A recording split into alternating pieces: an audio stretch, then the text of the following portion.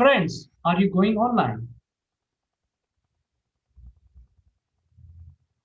Are we live? Oh, we're live. Yes. So, are people liking your presentation? I don't know. I've never asked them. Have I? Are you empathetic towards people? Empathy. My goodness. What on earth does that mean? Tune now, and it is coming up right now.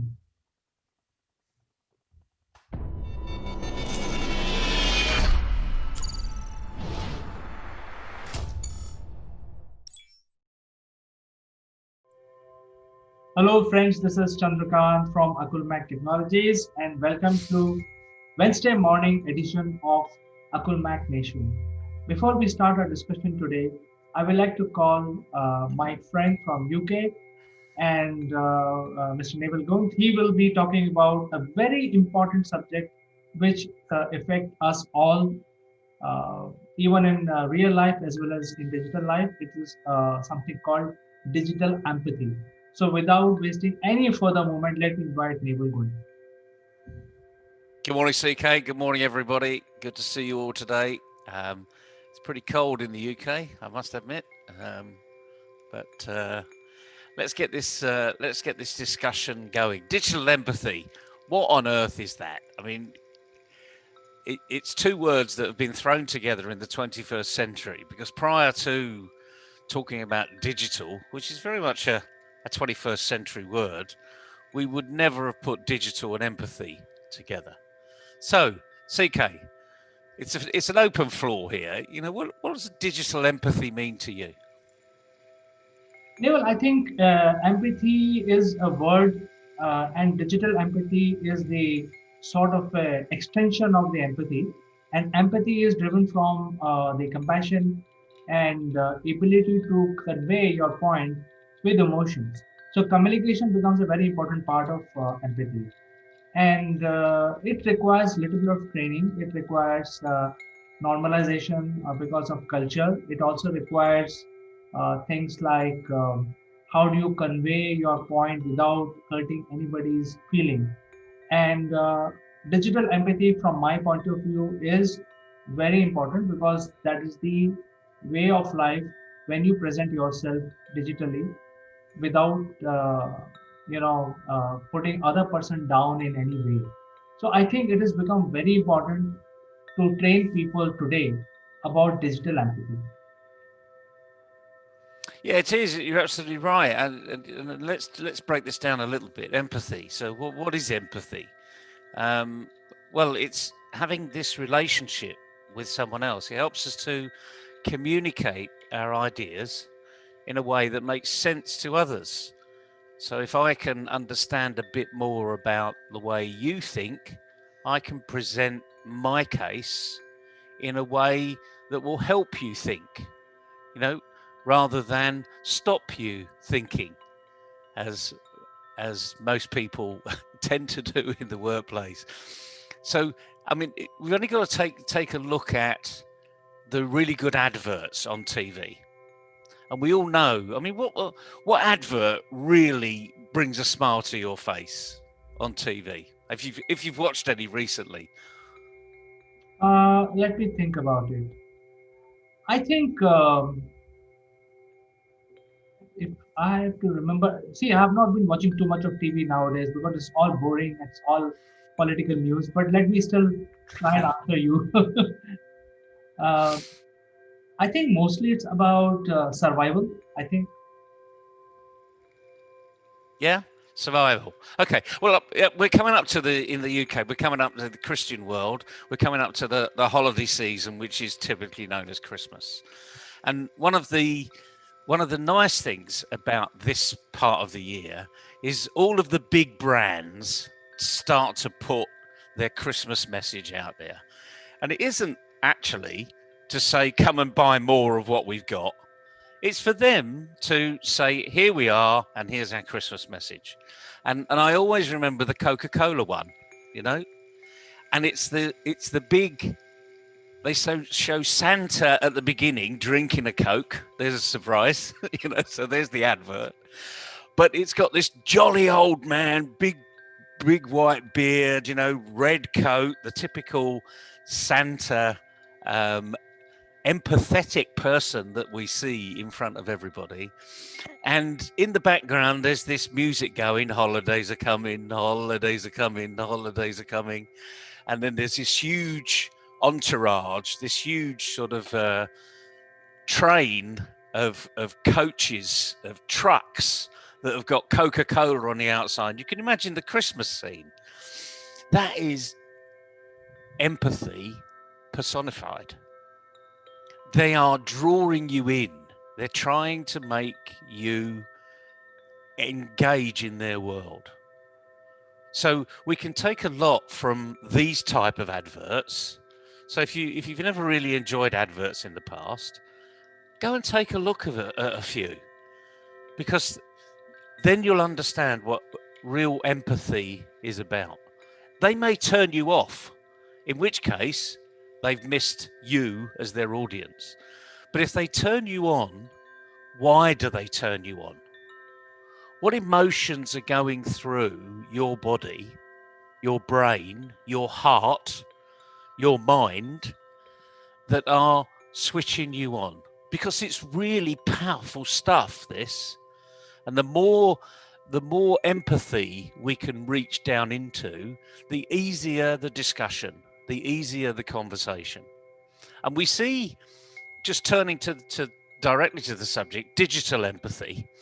In your background, I can see all these pictures going past about social media. I'm seeing all the icons in the background. There's Facebook, there's LinkedIn, there's Twitter, there's Pinterest, there's Instagram, and they're all there, and they're all coming in. That's empathy. That's memory power that's kicking in. And most people that go onto Twitter can tell you what the Twitter icon is. It's a little bird. They can explain it really well. And it's amazing how they can explain something that's impacted them to another person. And it's as simple as that, really. This is not complicated. It's how can I relate to somebody else, go into their world, understand their issues, and get my message over. Equally, help them get their message over to you. So this is where leadership comes in a big way, in that leaders really should encourage people to say what they're feeling, and then help them mold the way they say it to other people by understanding what this word empathy is really all about. Is this making sense, Chandra? Well, I understand this very well, and thank you for explaining the empathy and also the digital empathy. I think we need to take this discussion forward, and I have a couple of questions regarding this. See, Go ahead. the empathy is been around since the time we started doing business. I mean, for 6,000 years. That if a businessman is not empathic, the chances are that he is not going to make his clients very happy. So he will not be very successful in doing business. Now we are living in a digital world. How important this word, digital empathy, is for business people, and where this digital empathy can be used effectively. That is my question to you. Well, I've given you one great example, advertising on the screen. I mean, it's the digital medium of 50, 60 years ago, ever since we had sort of black and white TV. It draws you in, and what I'm saying is it's very powerful, this advertising. I want to focus on advertising because we're all affected by it, no matter where we go. And I see in the background yet again the social media advertising has popped up in your background. No matter where we go, we're affected by it. And there's a lot of art, a lot of chemistry, a lot of design that goes on with these very powerful brands around the world that draw us in to the conversation. And when I say draw us in, they're drawing us in. We're attracted to it. So even a very simple picture on the side of a building, if it interests you, it's amazing how quick the brain reacts. If it interests you, you'll refocus on it. If it doesn't interest you, you just pass it by. So we're taking in lots and lots of information on a regular basis, whether it's physically online or whether when we're walking around and we're taking our exercise or going to a meeting, we're taking in all of this stuff. It hasn't just stopped. We can't ignore it. It's there. Whether you're stuck in traffic in a car or sat on a train, there's no matter where you look, there's an advert somewhere. And this is where I think we can start to understand the lessons of it. Because empathy is such an important part of leadership. Not only does a leader need to have empathy, the deepest sort of empathy, but also that leader needs to take that into their team so that their team has empathy. Zoom is an absolute classic of having empathy over the last 7 or 8 months. Because, you and I have spoken on Zoom long before that, but people that were in lockdown all of a sudden had to go onto Zoom. So now you can imagine, and I've hosted and I've been on many panels where I've been in other people's kitchens. On one occasion, I was in their bathroom, which is really, it wasn't that embarrassing because they were actually showing their bathroom. So they were making a case was this is the quietest room in the house. This is a very busy apartment block, and this is the quietest room. And I can turn the fan heater on and I can actually have a decent conversation with myself. And this person was physically sitting in the bath, doing a Zoom panel, which I thought it was just absolutely fantastic. You need to do it sometime, actually. We need to get everyone to come and be on a Zoom panel in the bath. It's bringing tears to my eyes now because it was just absolutely hilarious. He was panning round the bathroom saying, here's my taps, here's the shower. Yeah, absolutely hilarious. But my point is, we were taken into their home. For the very first time, lots of managers, lots of bosses were now beamed into their employees' homes because that's the only way to communicate. And in the first instance, we did see some, you see pots and pans in the background. You see a very organized, picture frame and goodness knows what else in the background. And then, of course, Zoom picked that up and they thought, oh, we better give people backgrounds because they may be a bit embarrassed about, the pots and pans that haven't been washed up or that, bookcase that hasn't quite got all the books, because there's so many books, they're all just thrown on there. So Zoom really were helping you rearrange your life to be respectful to other people. And it's this word respect, because that's where it all comes from. If I respect you and you respect me, then things will happen. If we have no respect for each other, then frankly, things won't happen. And it really is as simple as that. So going back into this, how powerful can it be? And as you say, over 6,000 years, even longer, frankly, teachers have, their students have empathy with the teacher. The teacher's engaging. The teacher makes them smile. Actually, the teacher doesn't do anything. You do everything. Because you're taking yourself into that space. So it's a very powerful medium if you get it right. And I've noticed, even on Facebook, you can structure your own page now. You can put things in certain places so that it makes it more attractive to the people you're talking to. Putting your brand, this is me, not a me too, despite the fact, you're one in several billion or over a billion people on Facebook. So there's bound to be lots of me too's out there, but it's putting your brand, and what I find interesting around all of these social media, by the way, is the digital empathy starts with a picture. And have you noticed how many people on LinkedIn, which is allegedly the professional network, they don't put their picture there. They put their company's logo there.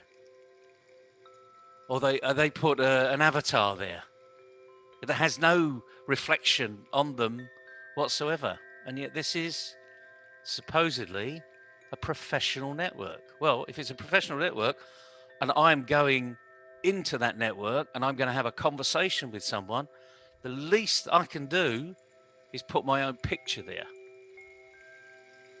What do you say about that?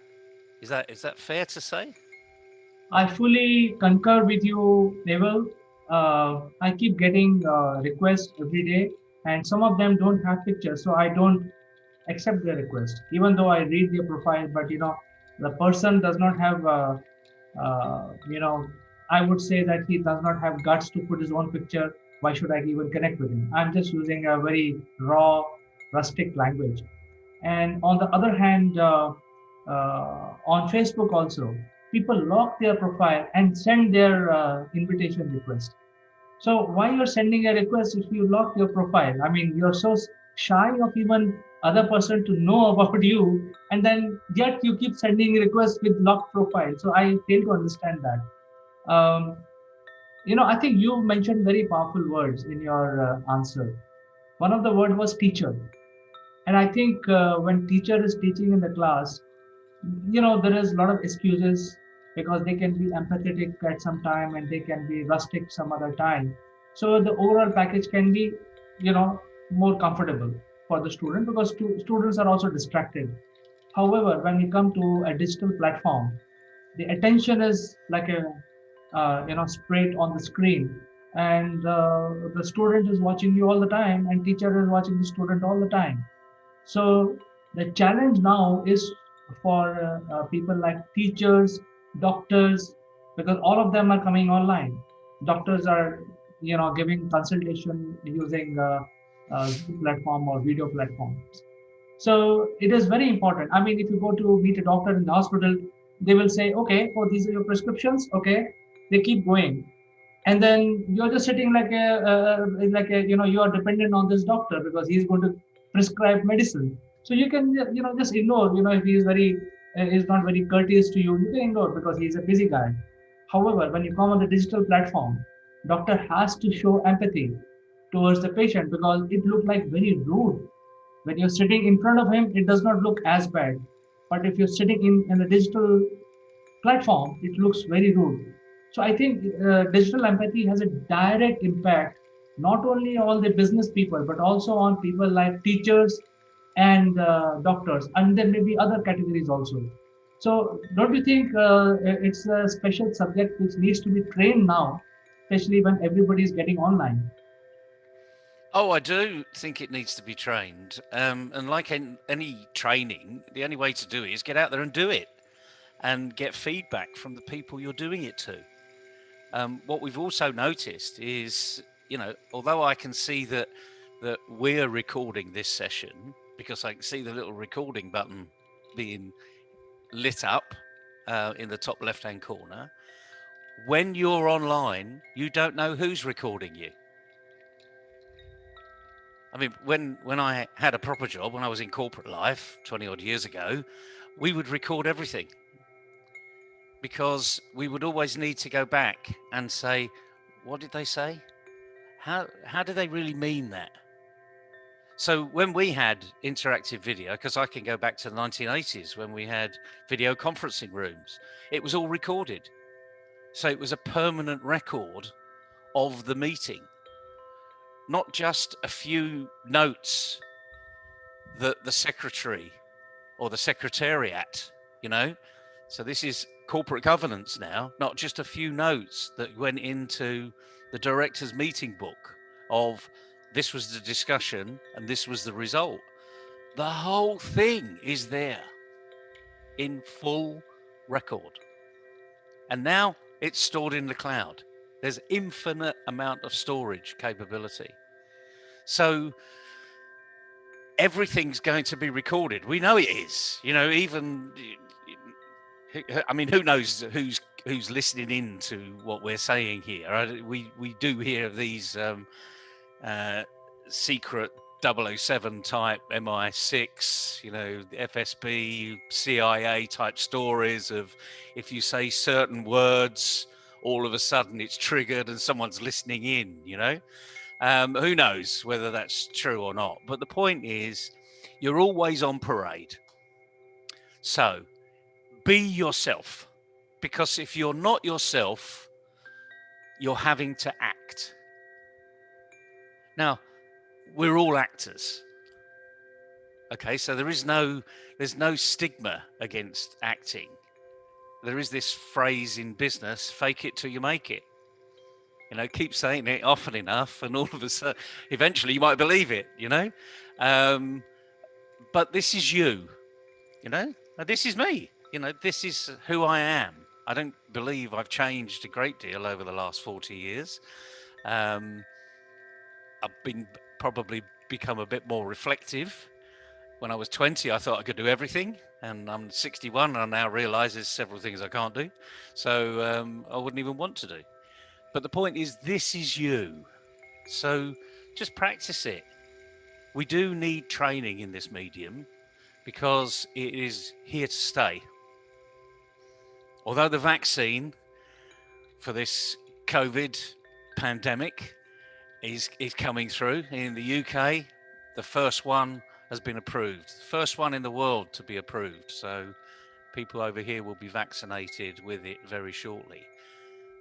So there is a vaccine that is going to help us, but this medium is not going away. In fact, if truth be known, it's going to accelerate, it's going to advance, because there are so many organizations that have seen the power of this opportunity. Work from anywhere, work from home, have contact with people rather than just listen to them or do one-to-one FaceTime on here. You can do one-to-many and just involve the whole team. Some great people that have used this medium have really projected their company and pushed their company into the 22nd century just by using this communication tool, being open, being inclusive, getting people to act as though they're in the office, and really push their point of view over. I mean, you can't quite see each other in 3D here, but we can see who's meaning things and who isn't. I'm sure you've gone on to, you know, many a video conference where there's 20 or 30 people in this little, you know, small screen, 15-inch screen, and you can see a few that are yawning and, you know, trying to you know, take a bit of time out and not really engaged and interested in what's going on. I mean, it's not difficult, is it? We see it all the time. But it's not more pronounced now because our focus is here. You know, Right. we don't have to look over it. They're not over here anymore. Our focus is here. So this is who you are. Get used to this medium. Get some training. Best training is go and do it. We'll help you, you know, and we're not masters of this by any stretch of the imagination. But we're prepared to put our head above the parapet and help people along the way. Certainly, I think digital empathy is the need of the hour. And as you know, Neville, you explained so many examples today you gave today. And I think it's not only the business professionals, but it's everyone. So when you're talking to people using digital platform, you need to have empathy. You can't be rude. because it's like make or break. There are so many people on the digital platform, and if you lose one, who knows? I mean, you're going to get him back after a few years, but he will make a lasting impression of you. So even when you are a very senior doctor or a very accomplished teacher, you still have to be empathetic towards your students, towards your patient, specifically on a digital platform, because you don't have an excuse here. You are full blown visible all the time. All your expressions are visible to people. So with this, I think these are small tips. We can end our discussion. Any viewer who wants to know more about this subject can reach out to Neville directly or can reach out to us. We will connect you with Neville. So with this, Neville, we would like to say goodbye to you for today until we catch you again in the next episode of Neville Goes Live. Thanks very much, CK. As ever, it's been a delight. And the main thing is, we're trying to help people go and make the best of their own world. So thanks for this opportunity. We'll see you next time. Bye bye. Bye bye.